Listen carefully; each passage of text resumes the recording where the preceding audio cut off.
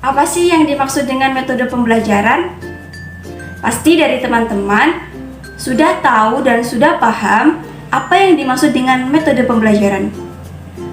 Metode pembelajaran ialah suatu cara yang dilakukan oleh pendidik atau bisa kita sebut dengan seorang guru dengan perencanaan yang matang dan sistematis dalam pelaksanaan proses pembelajaran, di mana nantinya metode pembelajaran ini akan membawa manfaat kepada peserta didik. Dengan metode pembelajaran yang baik, yang efektif, maka peserta didik juga akan mudah dalam memahami materi yang disampaikan oleh seorang pendidik. Nah, dalam materi jual beli dalam mata pelajaran fikih, perlu adanya metode pembelajaran yang tepat agar siswa maupun siswi dapat memahami, dapat mengetahui, dapat mendalami bagaimana sih konsep jual beli dalam pandangan Islam. Nah, berikut ini akan kami sampaikan beberapa metode pembelajaran yang sesuai dengan materi jual beli. Yang pertama adalah metode pembelajaran ekspositori. Metode pembelajaran ekspositori merupakan salah satu metode pembelajaran yang berorientasi pada guru. Dalam strategi pembelajaran, metode ekspositori ini seorang guru memegang peranan yang sangat dominan. Guru berperan menyampaikan materi pembelajaran secara terstruktur dengan harapan agar peserta didik atau agar materi yang disampaikan dapat dikuasai oleh peserta didik. Nah, menurut Sri Suwartini, metode ekspositori itu hampir sama dengan metode ceramah karena informasi terpusatnya kepada seorang guru. Tetapi dalam metode ini peran guru berkurang. Karena apa? Karena setelah guru menjelaskan, guru juga menuntut siswa agar lebih aktif untuk mengerjakan soal yang sudah diberikan oleh seorang guru. Nah, bagaimana langkah-langkah dalam menerapkan metode ekspositori ini? Langkah-langkahnya yang pertama adalah guru menyampaikan pelajaran kepada siswa di dalam kelas dengan cara berbicara di awal pelajaran. Nah, ketika guru sudah selesai dalam menjelaskan materi yang disampaikan, maka guru memberikan kesempatan peserta didik untuk bertanya mengenai materi yang belum difahami. Setelah itu, guru memberikan beberapa soal yang nantinya akan langsung dikoreksi bersama-sama.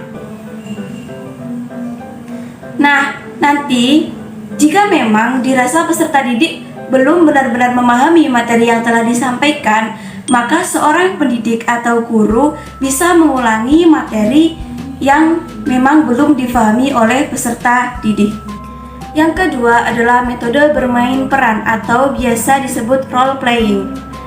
Metode ini adalah metode dengan cara penyajian suatu bahannya atau materi yang akan diajarkan dengan cara mempertunjukkan, mempertontonkan maupun memperlihatkan suatu keadaan atau peristiwa-peristiwa yang sesuai dengan materi yang disampaikan.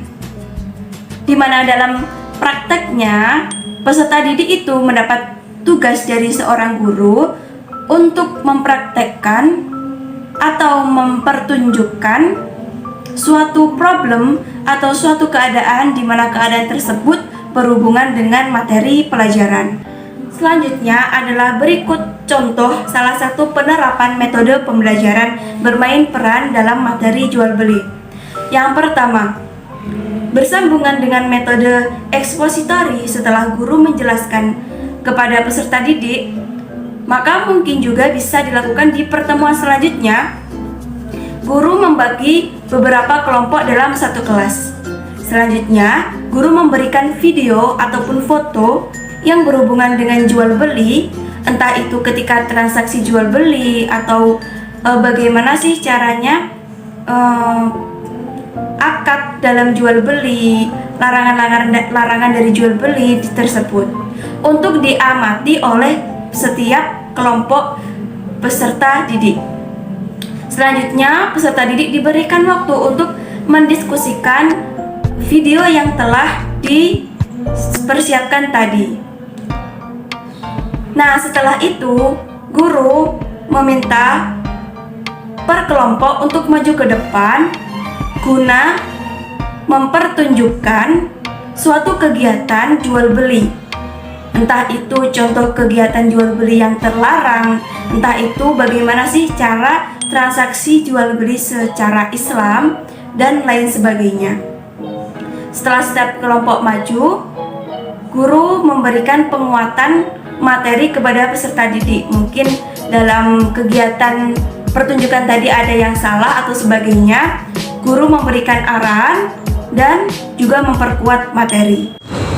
Baik, perkenalkan, nama saya Nur Mutahharo Al-Humairah dengan NIM 931017719. Selanjutnya saya di sini akan menjelaskan terkait definisi jual beli. Apa sih pengertian dari jual beli itu? Secara bahasa, jual beli berarti muqabalatun syai' bi syai', yang artinya adalah menukar sesuatu dengan sesuatu. Atau dalam kamus bahasa Arab, jual beli itu berasal dari kata ba'a yabi'u bai'an, yang artinya menjual. Masing-masing dari kata bai' digunakan untuk menunjukkan sesuatu yang ditunjuk oleh yang lain. Keduanya adalah kata-kata yang memiliki dua makna atau lebih dengan makna-makna yang saling bertentangan. Sedangkan secara terminologi, para ulama berbeda pendapat dalam mendefinisikan jual beli tersebut. Di antaranya, menurut ulama Hanafiyah, jual beli adalah pertukaran harta atau benda dengan harta berdasarkan cara terkhusus. Kemudian yang kedua, menurut Imam Nawawi dalam Al-Majmu', yang dimaksudkan dengan jual beli adalah pertukaran harta dengan harta untuk pemilikannya. Dan yang ketiga yaitu menurut Ibnu Qudamah dalam kitab Al-Muni, yang dimaksud dengan jual beli adalah pertukaran harta dengan harta untuk saling menjadikan milik. Sehingga menurut beberapa ulama di atas, bahwa jual beli adalah tukar menukar barang dengan maksud untuk saling memiliki. Jual beli merupakan salah satu bentuk akad muawadah, yakni akad yang dilakukan oleh dua pihak, di mana pihak yang pertama menyerahkan barang dan pihak yang kedua menyerahkan imbalan, baik berupa uang maupun barang. Jadi dapat disimpulkan bahwa jual beli ialah suatu perjanjian tukar menukar benda atau barang yang mempunyai nilai secara sukarela di antara kedua belah pihak. Yang satu menerima benda-benda dan pihak lain menerimanya sesuai dengan perjanjian atau ketentuan yang telah dibenarkan syarat. Kemudian yang selanjutnya yaitu rukun jual beli. Rukun adalah kata mufrad dari jamak arkan, artinya asas atau sendi-sendi atau tiang, yaitu sesuatu yang menentukan sah apabila dilakukan, dan sesuatu itu termasuk di dalam pekerjaan. Menurut jumhur ulama menyatakan bahwa rukun jual beli itu ada 4. Yang pertama yaitu ada orang yang melakukan akad atau yang disebut dengan al-muta'aqidain, adanya penjual dan adanya pembeli. Kemudian rukun yang kedua yaitu adanya sihot atau lafal ijab dan qabul. Kemudian yang ketiga yaitu adanya barang yang dibeli, dan yang terakhir yaitu adanya nilai tukar pengganti barang.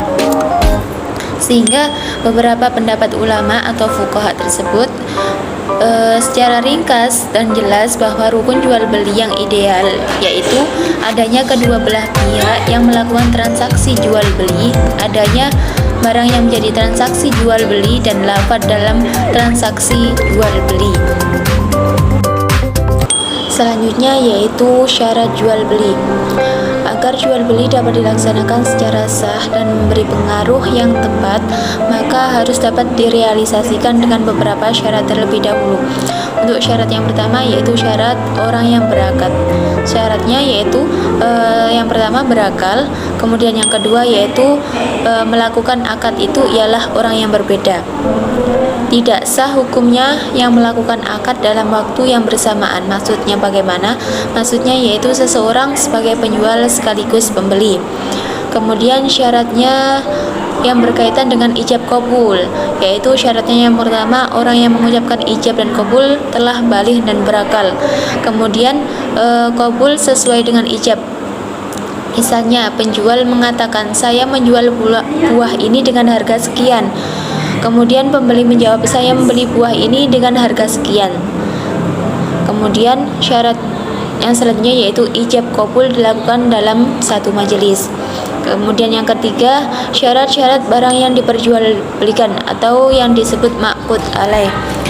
Syarat barang yang diperjualbelikan ini adalah yang pertama, barang yang diperjualbelikan harus ada. Kemudian dapat dimanfaatkan dan bermanfaat bagi manusia. Dan yang ketiga, hak milik sendiri. Dan yang keempat, boleh diserahkan saat akad berlangsung atau pada waktu yang disepakati bersama ketika transaksi berlangsung. Kemudian syarat yang keempat yaitu syarat-syarat nilai tukar atau harga barang. Syaratnya yaitu harga yang disepakati kedua belah pihak harus jelas jumlahnya. Kemudian boleh diserahkan pada waktu akad. Dan ketiga, apabila jual beli yang dilakukan dengan saling mempertukarkan atau yang disebut barter, maka barang yang dijadikan nilai tukar bukan barang yang diharamkan. Yang selanjutnya yaitu jual beli kontemporer.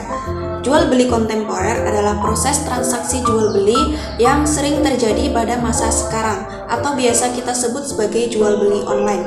Nah, dalam Islam berbisnis melalui online diperbolehkan selagi tidak terdapat unsur-unsur riba, kezaliman, monopoli, dan penipuan. Adapun syarat-syarat diperbolehkannya jual beli online yaitu yang pertama, tidak melanggar ketentuan syariat agama seperti transaksi bisnis yang diharamkan terjadinya kecurangan, penipuan, dan monopoli. Yang kedua, adanya kesepakatan atau perjanjian di antara dua belah pihak, yaitu antara penjual dan pembeli. Jika terjadi sesuatu yang tidak diinginkan antara kesepakatan, bisa dibatalkan proses transaksinya. Sebagaimana yang telah diatur dalam fikih tentang bentuk-bentuk option atau alternatif dalam akad jual beli, seperti al-khiyarat atau al-khiyar al-majlis, yaitu hak pembatalan di tempat jika tidak terjadi kesesuaian, atau al-aib, hak pembatalan jika terdapat cacat pada barang. Khiyar al-syarat, hak pembatalan jika tidak memenuhi syarat. Atau khiyar at-tagrir atau at-tadis, hak pembatalan jika terjadi kecurangan. Khiyar al-gubun, hak pembatalan jika terjadi penipuan. Khiyar tafriq al-syafqah, hak pembatalan ketika salah satu di antara dua belah pihak terputus sebelum adanya atau sesudah transaksi. Yang kemudian khiyar ar-ruqyah, hak pembatalan adanya kekurangan setelah dilihat. Dan yang terakhir yaitu khiyar al-fawat al-wasaf, hak pembatalan jika tidak sesuai sifatnya. Dan yang ketiga yaitu adanya kontrol, sanksi, dan aturan hukum yang tegas dan jelas dari pemerintah atau lembaga yang berkompeten untuk menjamin bolehnya adanya transaksi jual beli online yang dilakukan oleh masyarakat. Jika jual beli online tidak sesuai dengan syarat-syarat dan ketentuan yang telah dijelaskan di atas, maka hukumnya adalah haram atau tidak diperbolehkan. Kemaslahatan dan perlindungan terhadap umat dalam berbisnis dan usaha harus dalam perlindungan negara atau lembaga yang berkompeten agar tidak terjadi hal-hal yang membawa kemudaratan, penipuan, dan kehancuran bagi masyarakat dan negaranya. Seperti contoh jual beli online atau kontemporer yang sedang terjadi pada masa sekarang, yaitu jual beli lewat aplikasi Shopee, Lazada, Bukalapak, dan lain sebagainya. Yang terakhir yaitu hikmah dari jual beli. Adapun hikmah yang disyariatkan adanya jual beli yaitu adalah ketika uang, harta atau barang perniagaan terbesar di tangan manusia itu pada saat itu adalah uang, dan ada orang yang membutuhkannya sangat terikat dengan si pemilik barang, sedang dia tidak mungkin memberikannya tanpa adanya ganti. Maka dengan adanya jual beli tercapailah hajat dan keinginan orang-orang tersebut. Sekiranya jual beli tidak diperbolehkan, niscaya akan mendorong timbulnya tindak perampasan, perampokan, pencurian, dan penipuan yang disebabkan karena orang tersebut menginginkan uang tanpa adanya ganti rugi atau proses transaksi jual beli. Oleh sebab itu, Allah menghalalkan jual beli demi mewujudkan kemaslahatan tersebut dan memadamkan gejolak yang timbul. Adapun manfaat dari jual beli yaitu yang pertama, jual beli dapat menata struktur kehidupan ekonomi masyarakat dan menghargai hak milik dari orang lain. Yang kedua, penjual dan pembeli dapat memenuhi kebutuhannya atas dasar kerelaan atau suka sama suka. Yang ketiga, masing-masing pihak merasa puas antara penjual melepas barang dagangannya dengan ikhlas dan menerima uang, sedangkan pembeli memberikan uang dan menerima barang dagangan dengan puas. Dengan demikian, jual beli juga mampu mendorong untuk saling bantu antara keduanya dalam kebutuhan sehari-hari. Yang keempat, yaitu dapat menjauhkan diri dari memakan atau memiliki barang yang haram. Yang kelima, penjual dan pembeli mendapat rahmat dari Allah. Dan yang terakhir, menumbuhkan ketentraman dan kebahagiaan.